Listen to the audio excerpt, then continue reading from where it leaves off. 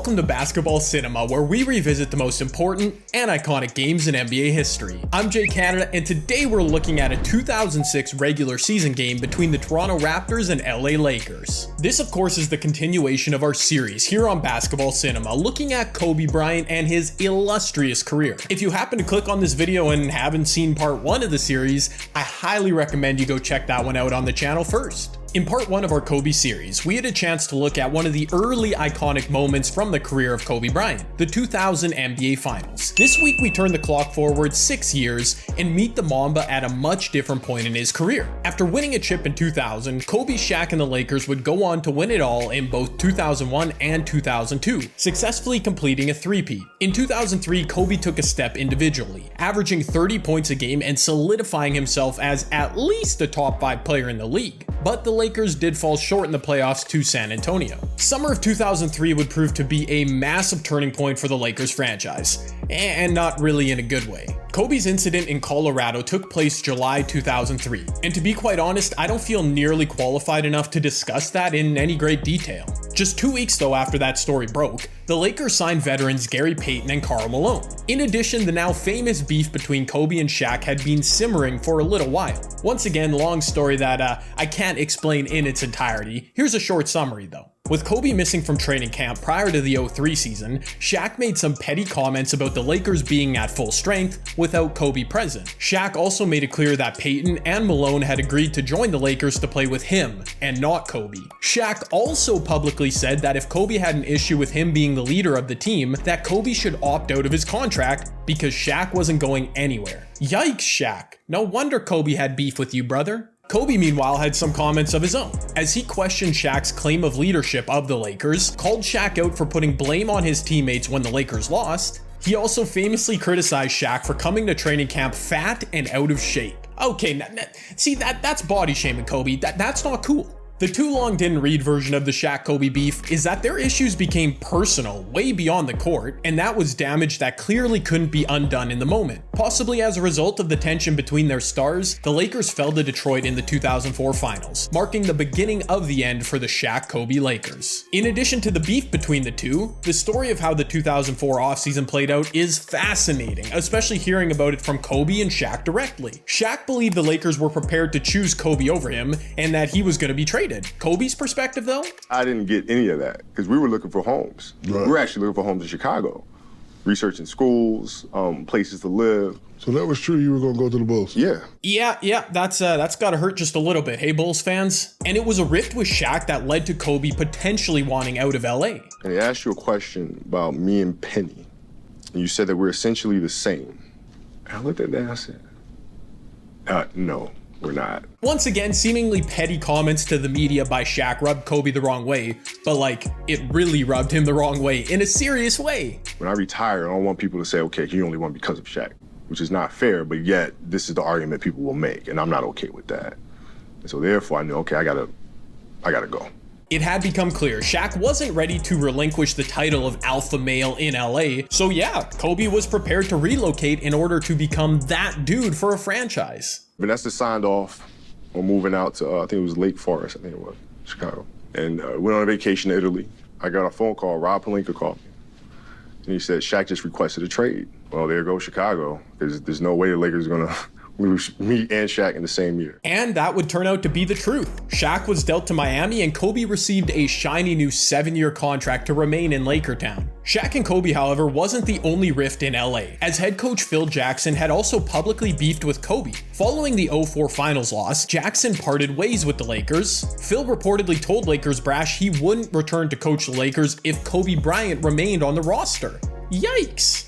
A few months later, Jackson actually released a book on the 03-04 Lakers season, in which he skewered Kobe on multiple accounts. Here's just a small taste. Ask Shaq to do something and he'll say, no, I don't want to do that. But after a little pouting, he will do it. Ask Kobe and he'll say, okay, and then he'll do whatever he wants. Okay, cool. Yeah, that's not that bad. He also said, Kobe is missing out by not finding a way to become part of a system that involves giving something larger than himself. He could have been heir apparent to MJ and maybe won as many championships. He still may win a championship or two, but the boyish hero image has been replaced by that of a callous gunslinger. Dude, Phil, just chill, man. Phil also made some rather unsavory remarks about Kobe's legal troubles, on top of having some downright racist views on the game of basketball revealed in his 2001 book Maverick. Anyways, my respect for Kobe has grown, knowing how difficult it must have been for him to table his ego and work with the man again who had publicly skewered him. And work together again, Phil and Kobe did.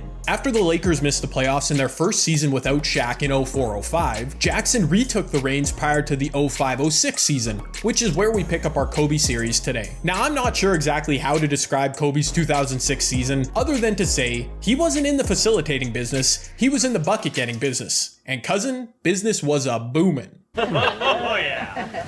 Kobe would go on to average an astounding 35.4 points a game. He would score 40 points or more in a game 27 times. Like, what? And he did all of that in a season that was played at the 5th slowest pace in NBA history. How in the actual... Fittingly, Kobe's pinnacle performance of the season came in game 41 on the schedule for the Lakers. At 21-19, they were battling tooth and nail for a foothold in the West playoff picture. And on a California Sunday evening in January, some visitors from the North arrived at Staples Center. Like the film industry in 1993 with the release of Jurassic Park, the arrival of some Raptors in Hollywood would ignite a landmark moment for the NBA in 2006.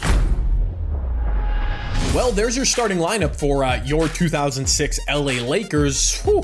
More on that collection of Avengers later in this video. Smush Parker getting the scoring underway, picking up some loose change and soaring in for a dunk. Kwame Brown getting fouled on his first touch after some nice smush penetration. Kwame would make 1 of 2 from the stripe, and he was up 1-0 in the scoring race against Kobe. Just, tossing that out there. And that didn't last long. Kobe blowing past Morris Peterson for a silky reverse. Mo Pete tasting some revenge with a distance connection to get him on the board, but Kobe already into his bag, launching a patented fade over Peterson for 2. And I don't think Kwame stands a chance in this race, y'all. I'm calling it right now. Kwame Brown, who first cares? rounders. Wait a minute. Kwame picking up a free ball and slamming it home. He's got 3 points. It's a contest. Kobe getting carried by his big man yet again. You hate to see it. Here's Kobe off. Sweet move. Uses glass and scores.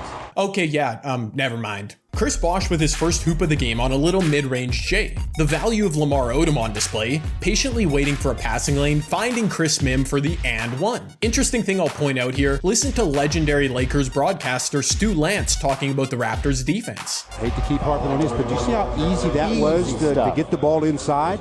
I mean, Lamar just threw it over the top. Their defense is not something that you want to try to do very much of as far as that kind of pressure. Yeah, Stu, you might be onto something there. The Raps, I'm not sure if they're a great defensive team. Kobe's unique mindset during the 2006 season was on display during this sequence, missing a tough look at the rim before collecting the board and forcing up another horrible look. A tough finish in transition from Mike James, Kobe answering with a baseline drive and finish around Bosh, then James for the Raps, a pull-up triple going right. My guy had 11 points, 6 assists in the first quarter alone. As a youngster growing up in Canada, I received a lot of my basketball knowledge through osmosis of the Raptors being the only team that was ever on my TV.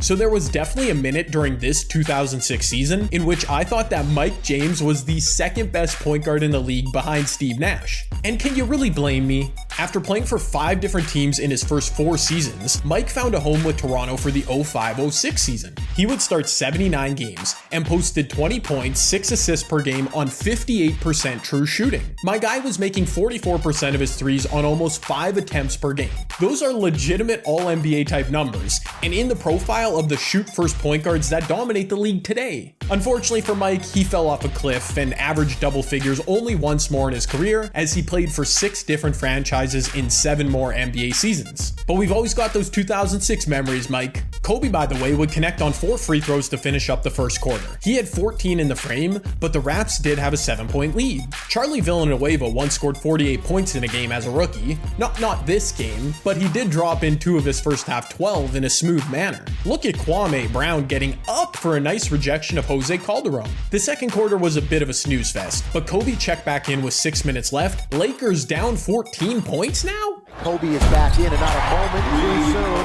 and he immediately hits a three. Kobe Bryant. His first deep connection of the game, and the Lakers needed it as this game was slipping away. Some beautiful offensive action as Kobe ran off a Chris Mim dribble handoff to find himself free for the dunk. Mamba up to 21 in the first half with yet another tough dribble pull-up moving right. Funny moment here, as Kobe found himself at the line again. He had made his last 61 attempts from the stripe up to this point. He missed it! So the streak comes to an end.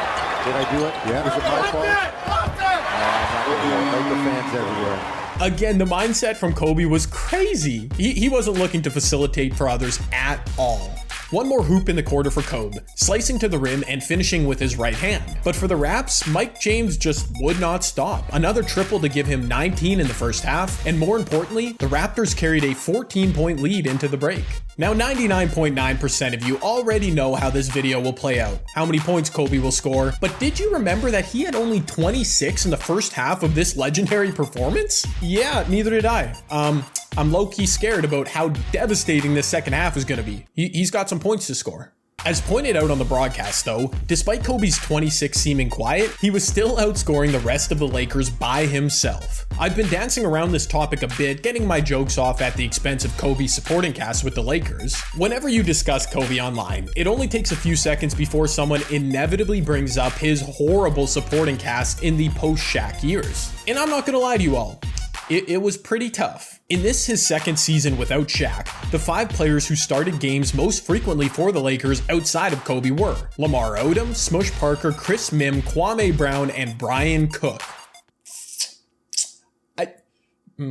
Obviously on paper, it's a super tough look, but in defense of that supporting cast, Lamar Odom was very much in his prime as an ahead of his time point forward, averaging 14, 9, and 6 in 2006. Smush Parker dropped in 12 a game from the point guard spot, while Chris Mim, when healthy, also eclipsed 10 points a game from the front line. What sticks out like a sore thumb, however, is that Smush, Mim, and Brian Cook all notched their career highs in 05-06. It never really got better for them, and that's not a compliment. That just means they were given far too large an opportunity on this lackluster Lakers roster. Shouts to Kobe for carrying them to the playoffs, man. Back to the action here in the third quarter. A quick start for the Raps as Mike James connected on his 6th triple of the game. Kobe answering with an easy reverse in transition. Matt Bonner, aka Red Rocket, aka Red Mamba from the left wing, a game-high 18-point lead for the Raps. Kobe on the answer though, another tough pull-up Jimmy along the baseline to give him 30 on the game. By the way, yes, Kobe up to 30 points, but only 21 minutes left in this game.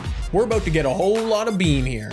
He lulled Jalen Rose to sleep from the top of the key, connecting on another pure midi. Mo Pete bricking from the perimeter, and Kobe this time from the left wing for a triple. Chris Breezy doing his best to keep his foot on the gas with a deuce of his own, but Kobe on the other end. That tells you what the Lakers are doing defensively. Kobe again! 3-pointers got 38 points. I'm trying to tell you, my guy is heating up. To cut the lead to 10, in semi-transition, sauntering up the court, Kobe pulled up from a healthy distance in Jalen's face, giving him 41 now on the game. A pair of Bosch free throws put the Raps back up 12. But this one right here, this is the shot that really sent me, y'all. Here's Kobe, trying to move around Mo Pete, trying to put him up, finally shoots, counted in the foul! I mean, come on now. That's just flat out a terrible shot.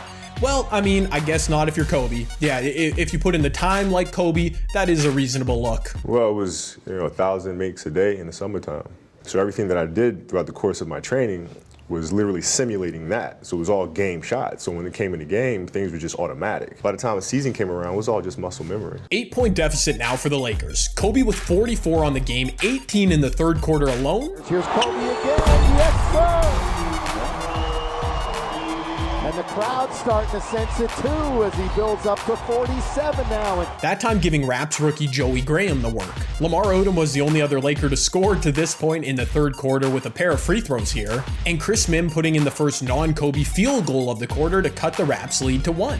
I think we should give Kobe an assist for that in hindsight. Let's just go back and change that, please. NBA, do you hear me? Look at point forward Lamar. A beautiful behind the back look into Smush for the cram. Joey Graham from the corner for the Raps, but Kobe immediately cutting that lead back down to 4 on a simple blow-by drive to the rack. To end the third quarter, a pair of freebies for Chris Mim, then for Smush Parker, and just like that, the game was tied up at 85. Kobe grabbing the steal and the lead for LA for the first time since the game was 2-0. Chris Mim a full court pass to Smush for the deuce, and one more perfect dime from Lamar Odom. The easiest look of the game for Kobe to this point, he was up to 53 points in the game, 27 in the third quarter alone. And let me take a second to say here, there was a lot of vitriol directed to Kobe in the moment for this performance. Because as I've pointed out a few times, he clearly wasn't looking to involve his teammates in the action this game. But the Lakers were down 18 just moments ago. If Kobe doesn't go nuclear, they don't have a chance in this game. That's just the facts, man. Did he ball hog? I mean, yeah, I guess. But he was 21 of 33 from the field at this point, absolutely on fire. And he brought his team all the way back. In a vacuum, I'd say ball hogging, well, it was effective. To start the fourth, a dirty jab step on Kwame Brown and fall-away jumper for Chris Bosh. For many fans, thanks to playing in the shadows in Canada during the mid-2000s, their introduction to Bosh came when he teamed up with Wade and LeBron in Miami. And while Chris was fair during that stretch, was a solid contributor, an NBA champ, his early prime has indeed become underrated. After averaging 12.7 rebounds per game and being named All-Rookie in his first season, Bosh would take a leap by his third season to averaging about 23 and 10 a night. With Toronto, he made 5 straight All-Star appearances and was named All-NBA in 06-07. He peaked in 09-10, averaging 24 points, 11 rebounds per game on 59% true shooting. Unfortunately, the Raps just weren't good, as Bosh would appear in just 11 total playoff games prior to his Miami stint, so CB4 was basically just a household name here in Canada. Kobe putting his head down to try and get a look at the rim. No go, and he was slow getting up. He'd actually get tagged with a technical. Next possession down, Kobe again to the rim, this time getting the whistle. And if there's one small buzzkill aspect of this performance, it's that Kobe would shoot like a million free throws here in the fourth. They all count just the same, but just a tiny bit anticlimactic. Morris Peterson must have had PTSD from trying to stop Kobe from going baseline this game. Another pull-up from the mid-range over the Raptors' wing. Trying to up the difficulty for himself, Kobe converting on a free throw line J plus the foul after splitting the pick and roll defense with ease. Unfortunately, he missed from the stripe to keep him at 59 points. But it's okay, Kobe. 59, very impressive total, just not bad at all. As the Raps finally began to consistently show Kobe a double team on his touches, Mamba dished out and found Lamar Odom from deep, Kobe's second and final assist of the game. Poor Matt Bonner tried to close out on Kobe moments later, and despite 3 red jerseys eventually surrounding him, Kobe was able to drop in a deuce to give him 61. Oh, and by the way, despite Kobe abusing and exposing every single defensive look, the Raps, well, they were trying some stuff. We played a box and one. We played zone. We played every defense that I could think of and my assistant coaches that we could conjure up. He double pumped, he traveled, he spent the opposite way. He made shots that were incredible. Poor Sam Mitchell. It didn't work out, but hey, at least they were trying. This time around, it was Jalen Rose saddled with trying to guard the unguardable. He fouled Kobe and sent him to the line for 3. After hitting all of them, he was up to 64 points, a brand new career high. Enough free throws, Kobe, enough! Kobe with it now. Lakers lead 105-96, another 3. Well, there goes Wilt. Huge 3 as he passed Wilt's Lakers career high up to 67 now. Why not get to a nice crisp, even number, Kobe? 4 away from Elgin Baylor's Laker record. For 3 again. Yes! Well, there's 70. I must say, Kobe hitting 70, well, that's just amazing. But let me point out, Jalen Rose went under on that screen. Didn't try to fight over, he went under. Dude, your mark has dropped 67 in a game, and yet you're still going under a screen? Like, what are you doing? Let's check in on the Raptors, by the way, just to be fair, and Mike James missed a point-blank layup. Okay. On the ensuing possession, you just knew where the rock was going. Kobe guarded by Mo Peterson. Kobe pump fake for 2. Kobe stopped the Laker record. A new Lakers record, Kobe passing Elgin Baylor with 72 now. Credit to Morris Peterson and Jalen Rose for taking turns getting punched in the face by number 8. Kobe finally missing from the corner on a super tough look, but he corrected next time down, bouncing off Matt Bonner for a smooth 2 in the paint. Okay guys, here's where we're at. Kobe with 74 points. Unreal. But to spoil things just a bit, his final 7 on the game all came from the free throw line. I'll show each make, of course, but also wanted to mix in some of the reaction to this performance at this point in the video. For a young Stephen A. Smith on his show, quite frankly, this solidified Kobe's stature in the NBA in 2006. Is there any question at all right now who the best guard in the game is? Anybody with sense should know Kobe's the man right now. Make absolutely no mistake about it. He is unstoppable. The victim of this whole video, Jalen Rose, has spoke candidly about the smackdown from Kobe, bringing up something I've personally never realized. When these guys get going the way he was going on that night, I always just want young people to realize something. If he would have talked trash, if he would have thumped his chest, if he would have had any type of ego or bravado, we would have hard fouled him, tried to hurt him, and he wouldn't have got past 50. I mean, let's not get crazy, Jalen. Y'all played some really, really horrible defense. But the fact Kobe did this damage in assassin-like fashion clearly had an effect on the mentality of the Raps. Also, that term I just used, smackdown, well, that came from Jalen himself. And there's no highlights. That game, he has no highlights. It was straight smackdown, grown man, making every shot, balling like he can. And so, hey man, I was there. I disagree. There were some highlights in there, but, you know, you're just trying to save face, Jalen. I mean, I understand. And Jalen was indeed there to witness. This would be 18 for 20 from the line and an 81-point game. 55 in the second half. The final stroke of the brush on the masterpiece that was 81 points in a single NBA game by Kobe Bryant. Not even in my dreams. And it was something that just kind of, it just happened, man. It just happened. It's tough to explain. It's just, I don't know. It's just one of those things. Once again, I find it difficult to summarize just what the legacy of Kobe's 81-point game truly is, because it's so massive and truly means so much. Outside of the iconic photo of Wilt holding a 100-point sign, we as basketball fans don't have any connection to the highest scoring game in NBA history. But in January of 2006, when Kobe came within 19 points of meeting that total, in the modern NBA, with a blend of OG basketball fans and young developing ones watching, I mean, that really is just perfection.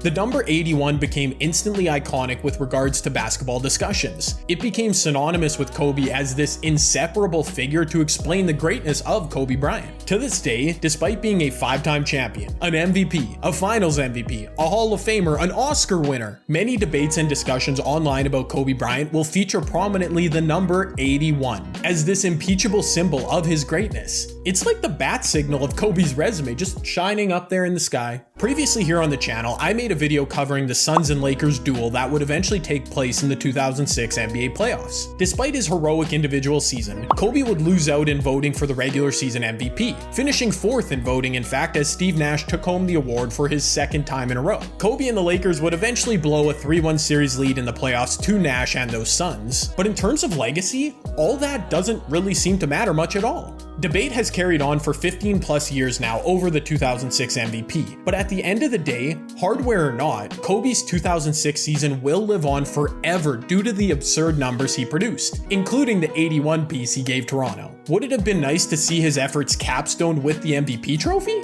Sure, but to me it doesn't take away from the truly historic season that the Mamba put forward. Unfortunately for Kobe and the Lakers, however, where they'd fall in the first round of the playoffs just a few months later, former friend turned foe Shaquille O'Neal and his Miami Heat would embark on a triumphant run to an NBA championship. That was undoubtedly a tough pill to swallow for Kobe Bean, and as a result, the trajectory of his career would never be the same. But that's a story we'll get into next week and beyond.